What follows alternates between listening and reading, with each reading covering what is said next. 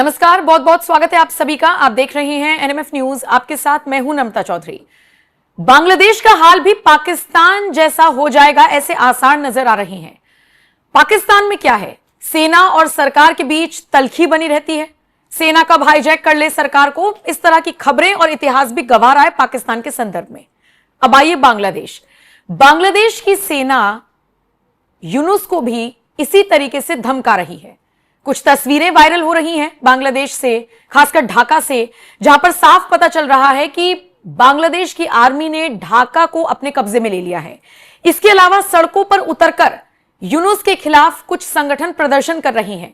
ठीक उसी तरीके से जिस वक्त शेख हसीना का तख्ता पलट किया गया था, उस वक्त की तस्वीरें थी। अब ठीक उसी तरीके से यूनुस के संदर्भ में भी सामने आ रही हैं। लेकिन इसी बीच बांग्लादेश की सेना की तरफ से यूनुस को किस तरीके से धमकी दी जा रही है, इस वीडियो में आज इसी पर चर्चा करने की कोशिश करेंगे।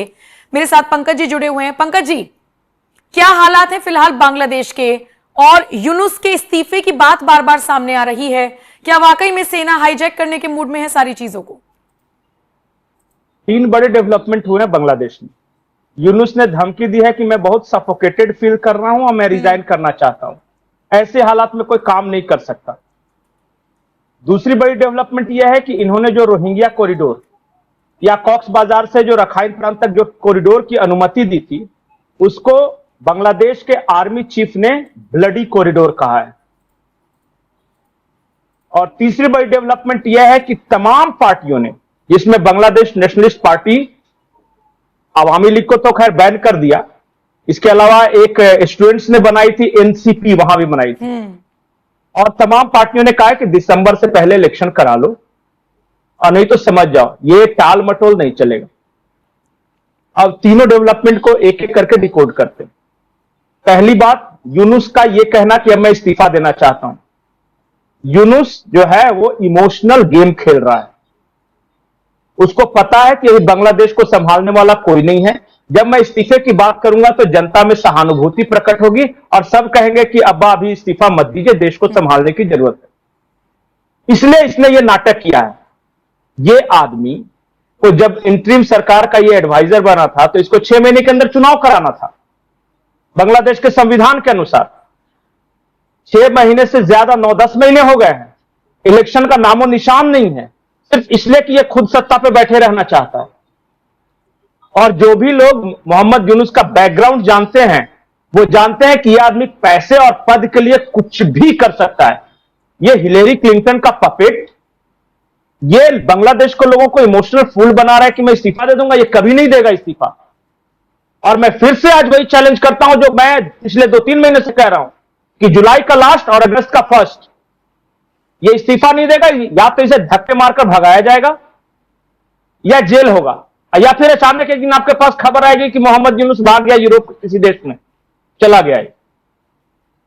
इसके अलावा कोई उपाय नहीं है। ये इस्तीफा देके शांति से वहां चुनाव करवा देगा, इस बात की संभावना मुझे तो नहीं लगती, जो मैं जानता हूं मोहम्मद यूनुस को। लेकिन अगर सेना कह रही है कि इस साल के एंड तक आप चुनाव कराइए, तो ये स्टेटमेंट इनके ऊपर प्रेशर डालने वाला नहीं है? बिल्कुल, हर कोई कह रहा है, तमाम पार्टियां कह रही है। बीएनपी ने आज ही, जो बांग्लादेश नेशनलिस्ट पार्टी जो बेगम खालिदा जिया का था, उन्होंने आज प्रेस कॉन्फ्रेंस कर कहा है। एक वहां जमात पार्टी है, छोटे छोटे दलों का एक संयुक्त मोर्चा, उन्होंने कहा है। जो सारे स्टूडेंट्स ने एक पार्टी बनाई है एनसीपी, उन्होंने कहा है कि चुनाव कराओ। और यही तो वहां सबसे बड़ा प्रॉब्लम है, ये चुनाव कराना नहीं चाहते। अब दूसरी बात आई है, ये ब्लडी कॉरिडोर। जिस आदमी ने, अमेरिका के सीआईए का ये एजेंट, इसने क्या किया कि अमेरिका की फौज को उतार दी कॉक्स बाजार एरिया में और वहां बेस बनाने के लिए दे दिया।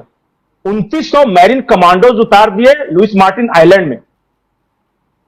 और उसके बाद बिना किसी से डिस्कस किए हुए, बिना किसी की जानकारी के, इसने एक कॉरिडोर को मंजूरी दे दी जो कि कॉक्स बाजार से लेकर रखाइन प्रांत तक रहेगा। और कहा क्या, ये तो मानवीय सहायता के लिए है जी कॉरिडोर। मानवीय सहायता के लिए है तो अमेरिकन आर्मी क्या कर रही है, अमेरिका के कमांडोज क्या कर रहे हैं अगर मानवीय सहायता के लिए तो?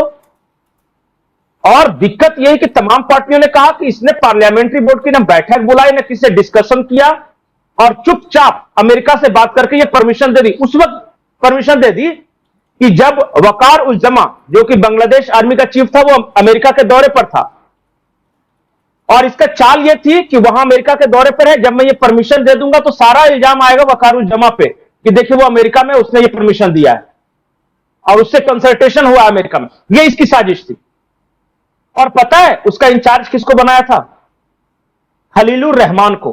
और खलीलुर रहमान कौन है पता है? वो कट्टर मौलाना आर्मी का पर्सनल, जो कि वकार उल जमा को हटाना चाहता था और उसकी जगह पे खुद ही बनना चाहता है आर्मी चीफ। उसको एनए से बना दिया मोहम्मद यूनुस ने और उसको पूरे कॉरिडोर का इंचार्ज बना दिया, जिसमें चित्तगांग फोर्ट, कॉक्स बाजार, लुइस मार्टिन आइलैंड, वो नाफ पेनिनसुला सब उसी तरफ आता है। यह दूसरी बात। इसीलिए जैसे ही बांग्लादेश के आर्मी चीफ आए, उन्होंने कहा कि पहले तो स्टॉप दिस ब्लडी कॉरिडोर। उन्होंने कहा कि हम म्यांमार के गृह युद्ध में बांग्लादेश हिस्सा नहीं बनेगा। यह अमेरिका का प्रॉब्लम हो सकता है, बांग्लादेश का इशू नहीं है ये। तो पहले तो उसे बंद करो।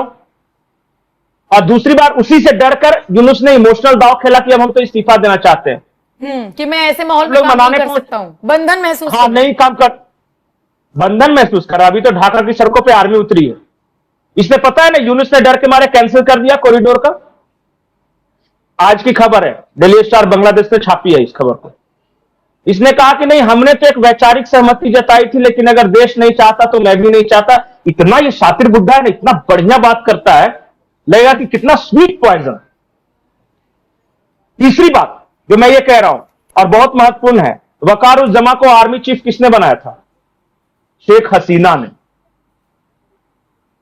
शेख हसीना का ये विश्वासी है। ये बार बार ये कह रहा है कि चाहे चाइना हो या अमेरिका हो या इंडिया हो, हमारी दुश्मनी किसी से नहीं है, हम एक स्वतंत्र विदेश नीति का पालन करेंगे और जिसमें बांग्लादेश का डेवलपमेंट, वहां की प्रॉस्पेरिटी छिपी हुई है। मोहम्मद यूनुस की चाल क्या है पता है? रंगपुर डिवीजन के नॉर्थ ईस्ट पॉइंट पे उसने एक लाल मुनीर हाट एयरबेस है, वो चाइना को दे दिया। चित्तगांग में जो पोर्ट है वो अमेरिका के कब्जे में दे दिया। भारत के साथ जो बॉर्डर है वहां आईएसआई के एजेंटों को उतार दिया। यह काम कर रहा है कि मैं कुछ हिस्सा चाइना को, कुछ हिस्सा आईएसआई को, और इसने क्या किया कि बाकी बांग्लादेश जमात इस्लामी बांग्लादेश के हाथों में सौंप दिया है। यह रेडिकलाइज कर रहा है वहां के नौजवानों को धर्म के नाम पे, कट्टरता के नाम पे, और खुली छूट दे रखी है। पंकज जी, आज जमात इस्लामी बांग्लादेश वहां ट्रेनिंग कैंप चला रहे हैं। जी, बांग्लादेश की जो लेखिका है तस्लीमा नसरीन, उन्होंने भी यूनुस पर सवाल उठाए हैं। कहा है कि मतलब इस्तीफा दे देगा, मैंने सुना है, लेकिन इस्तीफे से काम चल जाएगा, क्यों ना उनको गिरफ्तार किया जाए, क्या उन्होंने हिंदुओं का नरसंहार नहीं किया है? ये सारी बातें वो भी कहती हुई नजर आई है। मतलब वहां की जनता तो समझ रही है इस बात को ना, और कोई लेखिका अगर कह रही है, नाम है उस लेखिका का, अगर वो बोल रही है तो उनको उनकी फैन फॉलोइंग भी तो सुन रही होगी। तो एटलीस्ट इसकी सच्चाई तो लोगों के सामने आई गई है। सिर्फ तस्लीमा नसरीन नहीं बोल रही है, आवामी लीग के कार्यकर्ता दोबारा सड़कों पे है। वो कह रहे हैं कि इसे भागने मत देना। हाँ, ये हिलेरी क्लिंटन के कठपुतली को भागने मत देना, क्योंकि ये पता चलेगा अचानक किसी रात में पता चलेगा कि यूरोप या अमेरिका या किसी देश में ये अरबपति आदमी वहां पे ऐश की जिंदगी जी रहा है। बर्बाद कर दिया बांग्लादेश को 9-10 महीने में, बर्बाद। वहां के ट्रांसपोर्ट एसोसिएशन ने जुर्माना लगाने की बात कही है कि मोहम्मद यूनुस पे जुर्माना लगाया जाए।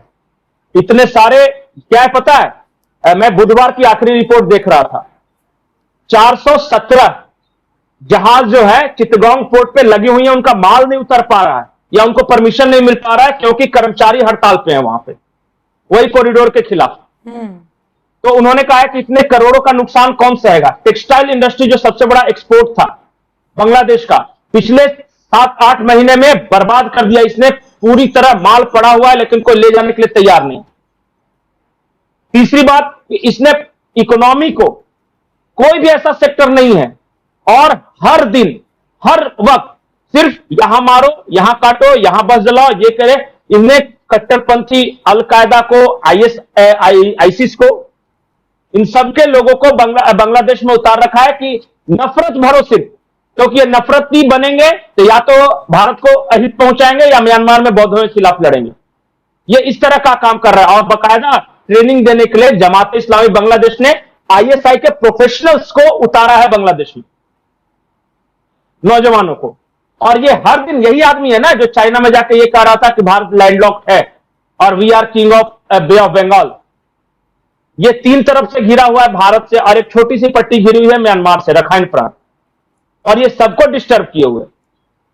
ये अंत में दो ही का उपाय है, इसकी अरेस्टिंग होगी या ये भागेगा। मैं कह रहा हूं इसके पास दो ही ऑप्शंस है, या तो इसकी अरेस्टिंग होगी, और जो भी पता है बांग्लादेश में आने से पहले इसमें 6 केस चल रहा था बांग्लादेश की कोर्ट में, और ये जैसे चीफ एडवाइजर बना 6 के 6 केस इसने खुद को खारिज करवा दिया, डिसमिस, क्योंकि ये सबसे ताकतवर बन चुका था। और जिन छात्रों ने आंदोलन कर इसको पहुंचाया है वो छात्र आज इससे अलग है। ये सिर्फ अमेरिकन आर्मी, अमेरिकन पैसे और डीप स्टेट की मदद से ये सरकार चला रहा है, और कोई कारण नहीं। और डीप स्टेट का ये इंटरेस्ट है कि भारत के नॉर्थ ईस्ट में उसको एक स्यूडो क्रिश्चियन स्टेट बनाना है, और रखाइन प्रांत में अकूत नेचुरल गैस के भंडार पे कब्जा करना, रेयर अर्थ मिनरल्स पे कब्जा करना, और कोई कारण नहीं। जिस कॉरिडोर का आप जिक्र कर रहे हैं, जिसको बांग्लादेश की सेना के प्रमुख ने भी कहा कि ब्लडी कॉरिडोर, इसके बारे में बताइए कि इसकी क्या मंशा है उसको क्रिएट करने की, और क्यों सेना प्रमुख ने मना किया है? ये मोहम्मद यूनुस का प्रोजेक्ट नहीं है, ये अमेरिकन डीप स्टेट का प्रोजेक्ट है। हुआ क्या कि कॉक्स बाजार में लगभग 10 लाख रोहिंग्या शरणार्थी रहते हैं, 10 लाख की संख्या है उनकी, और वो सारे रोहिंग्या भाग कर आए हैं रखाइन प्रांत से। जो विराथू का मूवमेंट चला, जो बौद्ध और रोहिंग्या के बीच वहां झगड़ा चला ना, तो वो सब भाग के शरणार्थी बन के आए हैं। अब वहां क्या हो रहा है कि चाइना अपने यहां से निकालकर एक वन रोड इनिशिएटिव ला रहा है जो हिथवे पोर्ट तक है। चाइना को पोर्ट चाहिए, जिस तरह पाकिस्तान में सीपीसी उसने बनाया है ना ग्वादर पोर्ट, उसी तरह दूसरे तरफ से म्यांमार के रास्ते वो एक one road one belt initiative के तहत हिथवे पोर्ट तक अपनी पहुंच चाहता है। तो वहां क्या किया कि उस वक्त जब म्यांमार की मिलिट्री का पूरे तरह कब्जा था तो बड़ी तेजी से काम हुआ, लेकिन अब जो रखाइन प्रांत पे विद्रोहियों ने कब्जा कर लिया, जिसमें 2 ग्रुप्स हैं। रखाइन प्रांत के बारे में बोलूंगा, एक है अराकान आर्मी और एक अराकान साल्वेशन आर्मी। जो अराकान आर्मी है वो बौद्धों का गुट है और वो वेल ऑर्गेनाइज्ड है, और अराकान साल्वेशन आर्मी जो है वो रोहिंग्याओं का है। साल्वेशन जो शब्द है वो क्रिश्चियन शब्द है, साल्वेशन जो है वो मुसलमान नहीं रखते, लेकिन रोहिंग्याओं ने अपनी फौज बनाने के लिए उसका नाम दिया अराकान साल्वेशन आर्मी। और वो नाम बताया जाता है कि वो नाम दिया गया था सीआईए की ओर से, क्योंकि वो क्रिश्चियन है ना, इसलिए नाम दे दिया, सीआईए ने वो नाम दिया है। और वहां क्या कर रहे हैं ये कि कॉक्स बाजार में ट्रेनिंग दे रहे हैं कट्टरवाद की, और वो जाकर रखाइन प्रांत में इनको स्पेशल जोन देकर बसा रहे हैं सीआईए वाले, ताकि वो अमेरिका के एसेट की तरह उसी तरह इस्तेमाल हो सके जैसे अफगानिस्तान में मुजाहिदीन इस्तेमाल हुए थे।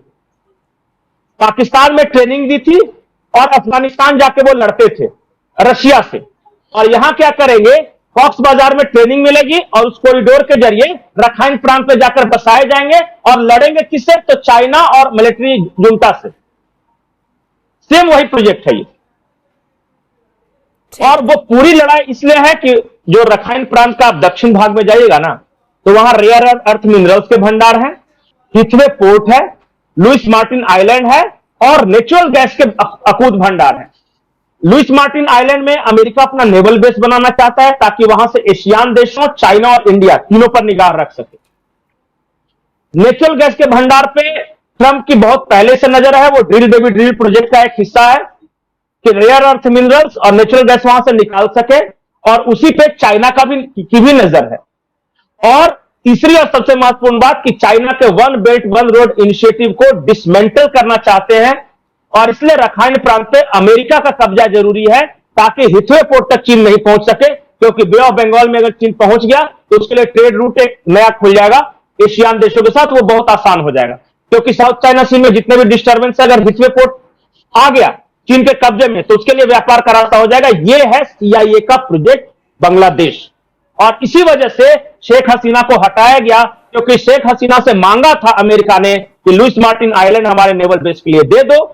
शेख हसीना ने मना कर दिया, बोली कि हम इक्वी डिस्टेंस मेंटेन करेंगे, इंडिया, चाइना, अमेरिका सबसे, और हमारा इंटरेस्ट जो रहेगा हम इस स्वतंत्र विदेश नीति फॉलो करेंगे और यही ईगो हर्ट हुआ और शेख हसीना को हटाया गया ये सारा पैसा वगैरह देते। ठीक है, तो फिलहाल तो मोहम्मद यूनुस जिस तरीके से या जिस रास्ते से सत्ता में आए थे उसी रास्ते से वापस जाते हुए नजर आ रही हैं। खबर ये मिल रही है कि ढाका में बांग्लादेश की आर्मी ने एक तरीके से अपने अंडर ढाका को ले लिया है और यूनुस कभी भी गिरफ्तार हो सकते हैं, इस तरह की भी बातें चल रही हैं। फिलहाल मुझे लगता है ये वीडियो बहुत हद तक दर्शकों को समझ में आया होगा। शुक्रिया पंकज जी ये जानकारी दर्शकों तक पहुंचाने के लिए। बाकी आप इस खबर को लेकर क्या राय रखते हैं हमें आप जरूर बताइएगा। नमस्कार।